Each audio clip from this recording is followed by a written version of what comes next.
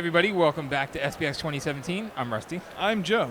And joining us we have Megan Halsband. Megan. Welcome. Thank you for having me. So, SPX, how'd you get roped into this? Yeah. So, I'm a reference librarian at the Library of Congress. And in 2011, the library entered into an agreement with the Small Press Expo to come to collect materials for the library's permanent collection. I happened to be in the department that was a part of this agreement, so Good timing. I got to come, and now here we are.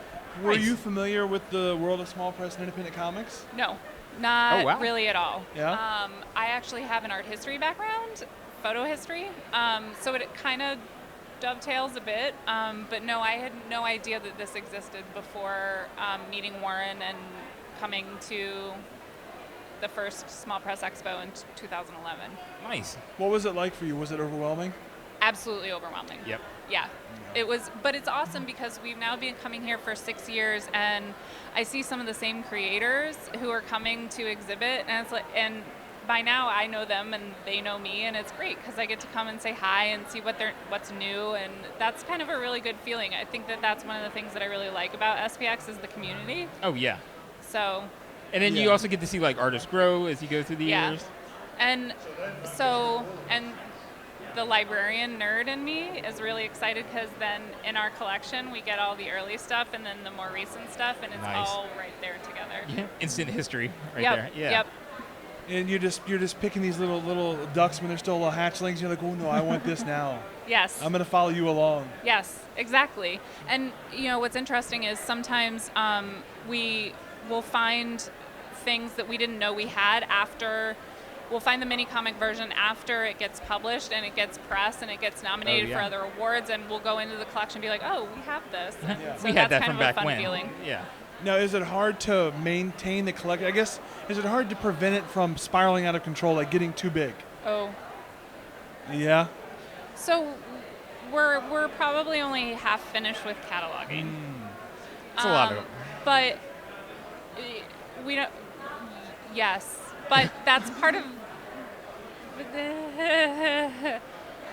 That's part of what makes it work? That's or? part of what makes us the Library of Congress. Is Sure. you know we have Right. the ability to do big collections, Yeah.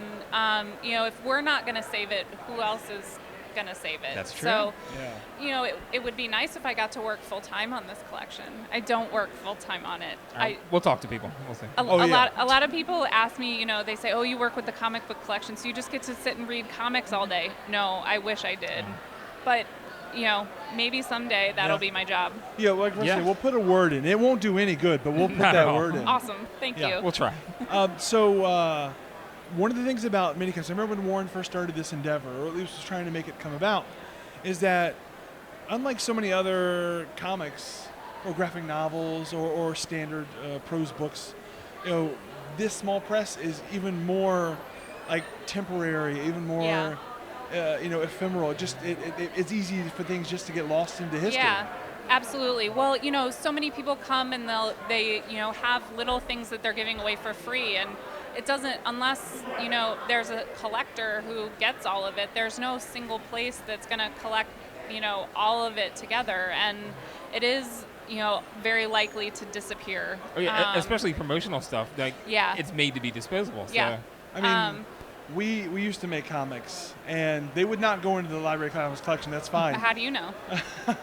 But there was like one that was just lost because we printed it and we put it was made the art in MS Paint, and it was Awesome. all digital. Yeah. But then like that computer crashed, the art's just gone. Yeah. Just You gone. don't have any more copies of the print book. You Yeah. can't find it. Yeah. That book's just gone forever.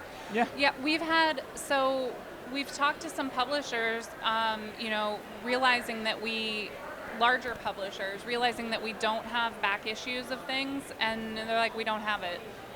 What Yeah. was the what was the one that you had the run of, but you couldn't find like the one? Yeah. There's an anthology called Paper Cutter. Yeah, Yeah. we have that. Amazing. We have almost, I think, every issue. So I think it was number 2. It was number 2 that you had the most trouble finding. Just became impossible to find. Okay, And I'll have to see if we have it in the it's one of collection. those things where, you know, checked all the online retailers, checked shops. Because And I wanted to didn't get stay it in like print. as a gift, like maybe I can find it. Because if you can find something that's really hard to find or impossible to find, it doesn't have to cost a lot. It's really, oh, you got this one thing for me. Yeah. He knew So- that was like my white whale of like, going after. So did you find it? I kept looking. I went to all the online retailers, and nobody had it. And then I thought, you know who might have it? I started contacting the creators in the issue, Yeah. Yeah. and one of them had some left over. Yeah. It Just was like, yeah. great. That's I was so awesome. Worked out excited. perfect. So now I have a complete run. And Very just happy for about years, that. the woman had just had it as part of the Yeah. things that never sold or Yeah, whatever. it was in some box in her closet or something. Oh, you know? man. That's awesome. Yeah. Well, I'm hoping that, through our working with SPX, that kind of people start to, remember the Library of Congress as a place that's going to be, preserving this material, and hopefully they're excited about giving us stuff and knowing that it's going to be preserved permanently. Oh, yeah. There. So There seems to have been a really good reaction, and especially when you tell someone that that's what it's for, that your Yeah. thing is going to basically, gain immortality from a book standpoint. You can really Bigfoot some folks and be like, look, I'm sorry, I'm the Library of Congress. So recently I was at the American Library Association conference, and it amazed me. Other librarians were extremely excited I sometimes forget to, say, oh, you work at the Library of Congress. Sometimes I forget how cool that is. Yeah. And it's really nice to have people remind me, like, no, we actually do really cool stuff. And that's why you Oh, go yeah. to the conferences, to have everybody fawn over your job. Yeah. Hey, everybody, I'm glad I could make it. It was so busy at the Library of Congress. Please remind me how amazing this is. It's not that glamorous, but we do have some awesome stuff. Oh, yeah. What is your exact job? Like, what part of the process do you take? So I'm a reference librarian in the newspaper and current periodical reading room. I'm what's called a recommending officer. So I'm authorized to acquire comic book materials. So I can recommend comics for purchase for the library, as well as go to events like this and acquire comics for the library's collections. But I work with our newspaper collection as well, and I on a weekly basis I work in the reading room and help whomever is there. I answer email reference questions. I do chat. It's a wide variety of things. That's now, impressive. you can acquire new items, like, for example, at the show.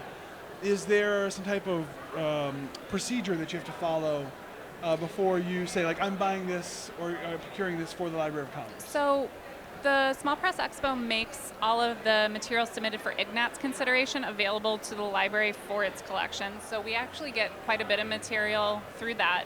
And then there's 5 of us who are actually walking around the floor, going to creators' tables and talking with them and asking them if they'd be willing, if we don't have it already, if they'd be willing to donate to the library's collection. And so many people are so generous in donating their materials to the library. And little they know, you're just taking it home. I'm gonna get in My so much library trouble privacy. by like the I can sarcasm. joke about it. You probably shouldn't joke about it. Probably not. It's like, that's funny, but guys, seriously, yeah. But So, I guess we had asked most comic people, so where can people find out about your work online? So I you guess can find out about my work online by Googling me, Okay. there you go. actually. Oh, that's nice. Just go out there. So we have a few press releases and articles about the collection. You can search our online catalog for Small Press Expo. You should be able to get everything that we've cataloged just by searching for Small Press Expo. Nice. The goal is that we'll eventually catalog all of the items in there. We're a little behind at the moment. It's a lot. So It's a lot of stuff.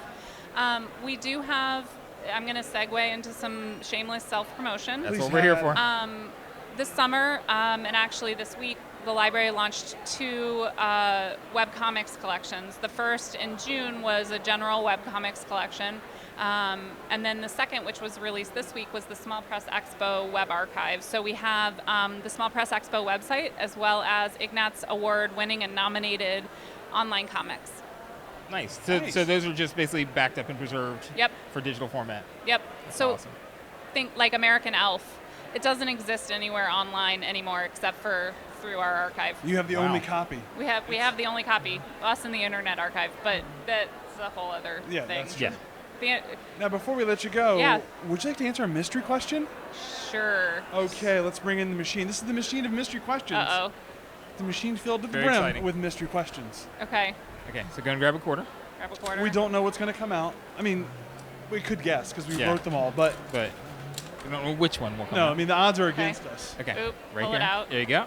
Oh, I have to do it because Yes. then it's all legal. Some people have challenges with that. They can be very will, hard. They'll destroy them, and which is we're welcome. We own thousands of them. Yes. Boom, Nice. You got it. You got it. What are my thoughts on raisins? Yeah, yeah. So raisins. I might know where this question comes from. Oh, do you? Because Rusty hates raisins? You're much not where they you're come not the only person who hates raisins. I I knew feel that. validated. I as knew well. he wasn't the only. What No. are your No. thoughts on raisins? I eat raisins many mornings a week with my oatmeal. Nice. See, I feel like I found a kindred spirit. Yeah. They're good in oatmeal, maple syrup and butter.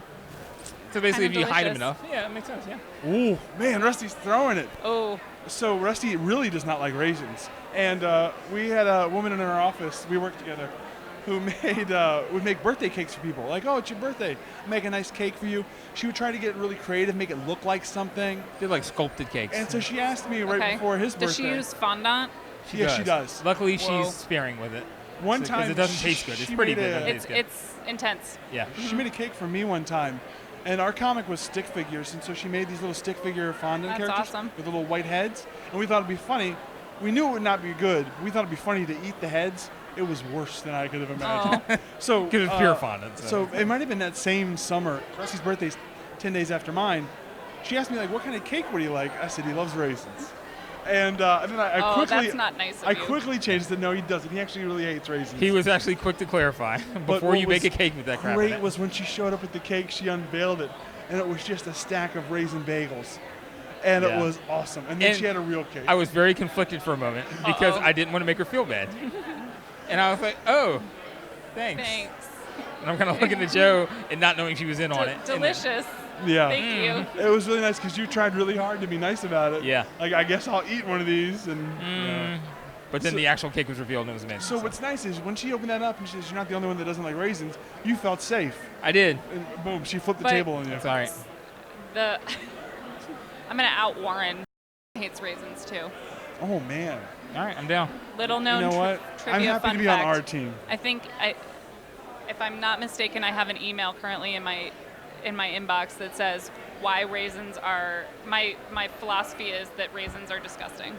I'm totally It down might with be something akin to that. Okay, so yeah. It's my go kinda- ask him about it. It's my kind of science. I like that.